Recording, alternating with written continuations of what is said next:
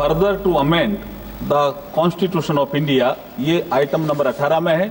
और item number 19 में जैसे आपने कहा, honourable speaker sir, with your permission I wish to move for leave to introduce the union territories laws amendment bills 2024, further to amend the Government of Union Territories Act 1963, the Government of National Capital Territory of Delhi Act 1991, and the Jammu and Kashmir Reorganization Act 2019। ये मैं आपकी अनुमति से आपसे leave मांग रहा हूँ। Thank you sir. आपको मैं दूंगा।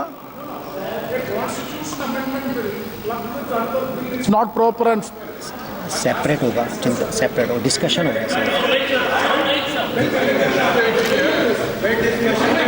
allot me the time for only one person leaders, okay, but a constitution amendment bill drastically changing the electoral process of our country, that is to be introduced separately, that is to be introduction has to be discussed, then take the other bill, otherwise it will be not fair as far as constitutional amendment is concerned। माननीय सदस्यगण, मैंने आपको कहा है कि दोनों के विषय पर एक साथ बोलेंगे, लेकिन इंट्रोड्यूस भी अलग अलग होगा और पासिंग भी अलग अलग होगी। मतलब चर्चा करते समय मैंने जॉइंट बोला है कि दोनों विषय पर एक साथ चर्चा करें। बाकी मैंने पेश भी अलग अलग किया है, माननीय मंत्री जी ने पेश अलग किया, मैंने भी अलग अलग बोला, लेकिन चर्चा करते समय जॉइंट करने के लिए कहा है। Shri Manish Tiwari ji. Thank you very much, Mr. Speaker, sir. I rise to oppose the introduction of the Constitution 129th Amendment Bill 2024 and the Union Territories Laws Amendment Bill 2024. Mr. Speaker, sir, beyond the 7th schedule of the Constitution is the basic structure doctrine. And that basic structure doctrine spells out that there are certain features of the Indian Constitution which are beyond the amending power of this House also. One of the essential features is federalism and the structure of our democracy.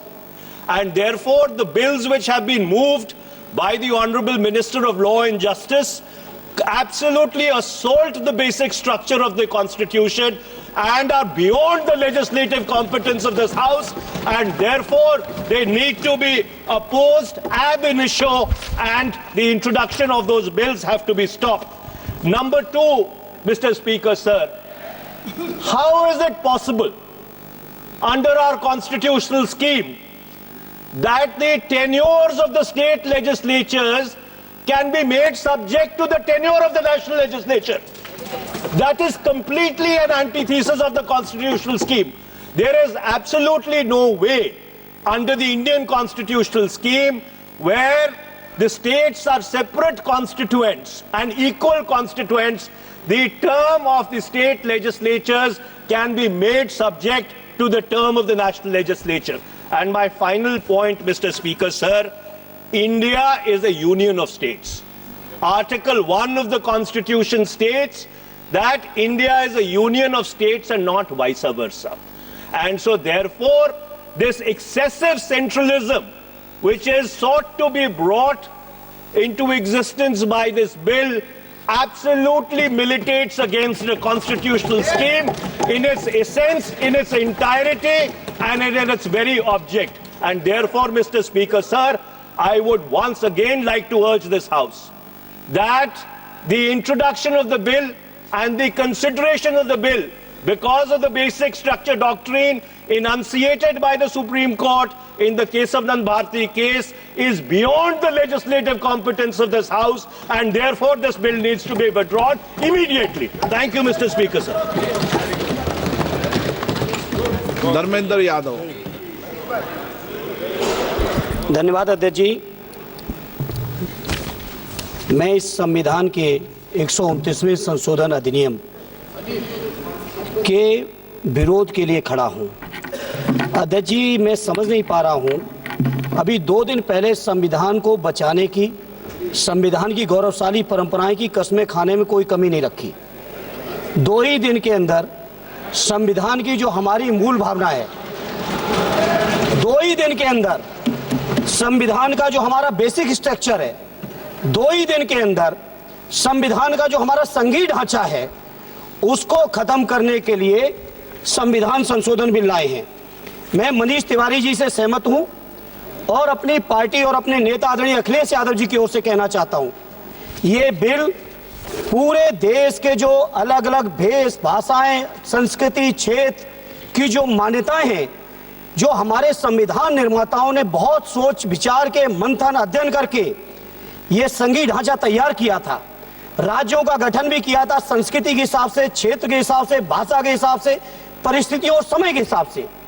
मैं नहीं समझता अध्यक्ष जी, मुझे कहने में कोई संकोच नहीं, उस समय के हमारे संविधान निर्माताओं से विद्वान, बाबा साहब भीमराव अंबेडकर से ज्यादा विद्वान इस सदन में अभी कोई नहीं बैठा, मुझे कहने में संकोच नहीं है। और ये संविधान की मूल भावना को खत्म करके कैसे तानाशाही के रास्ते निकाले जाएं, इसके अलावा कोई काम ही नहीं बचा है। आखिर ये मनीष तिवारी जी ने कहा, कहीं एक विधानसभा के चुनाव अगर कोई अविश्वास आता है, अगर बहुमत नहीं मिलता है, तो क्या पूरे देश का चुनाव कराओगे? पूरे देश का चुनाव कराओगे? और ये लोग एक देश, एक संविधान, एक चुनाव की बात करते हैं। जो लोग 8 विधानसभाएं भी एक साथ नहीं करा पाते हो, मौसम देख के तारीखें बदलते हो, वो लोग बात करते हैं एक देश एक चुनाव की। इसलिए अध्यक्ष जी, मैं अपनी पार्टी की ओर से, अपने नेता आदरणीय अखिलेश यादव जी की ओर से इस बिल का पुरजोर विरोध करता हूं और आपके माध्यम से देश के जनमानस से कहना चाहता हूं, ये भारतीय जनता पार्टी के लोग तानाशाही लाने के नित नए रास्ते लाते हैं। जो 8 विधानसभाओं का चुनाव एक साथ नहीं करा पाए, 4 राज्यों के चुनाव एक साथ नहीं करा पाए, वो पूरे देश की लोकसभा और सारे प्रांतों की विधानसभाएं एक साथ कराने की बात करते हैं।